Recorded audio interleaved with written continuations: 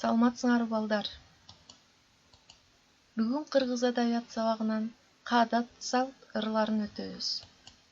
Сабакты баштоодон мурун сабакка максат коюп алалы.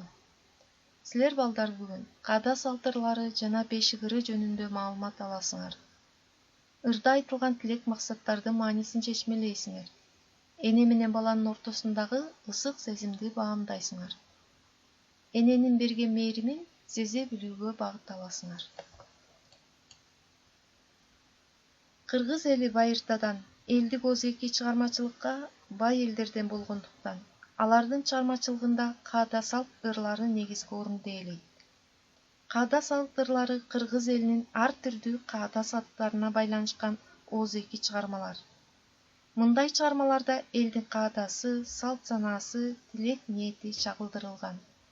Мисалы бул жердеги сүрөттөрдү карасак, биринчи сүрөттө баланы бешикке салуу, кийинки сүрөттө бешикке күлөрүү кыздардын чачын, кийинки сүрөттө тушоо кесүү, аркан тартуу, кыз узатуу, ак ийнек айтышуу жана башка каада салттар көрсөтүлгөн.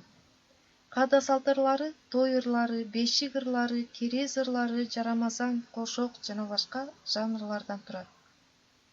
Элибиз ырлар аркылуу балдардын ички жан дүйнөсүндө таза, адептүү, эмгекчилдик сыяктуу касиеттерин болушун көздөшкөн. Эми бүгүн силер менен бешик ыры жөнүндө билебиз. Бешик ырлары баланы бешиккө бөлөө, уктатуу, сооротуу максатында ырдалган. Эне менен баланын мамилесинин, сүйүүсүнүн башаты бешик ыры. Ырдын мазмунунда эненин наристесине мээрим толгон жылуу сөздөрү, максат тилектери камтылган. Баласынын акыл эстүү, өнөрлүү, элге кызмат кылган уул кыздардан болуп чоңоюшун каалаган тилектерин, үмүттөрүн образдуу чагылдырган.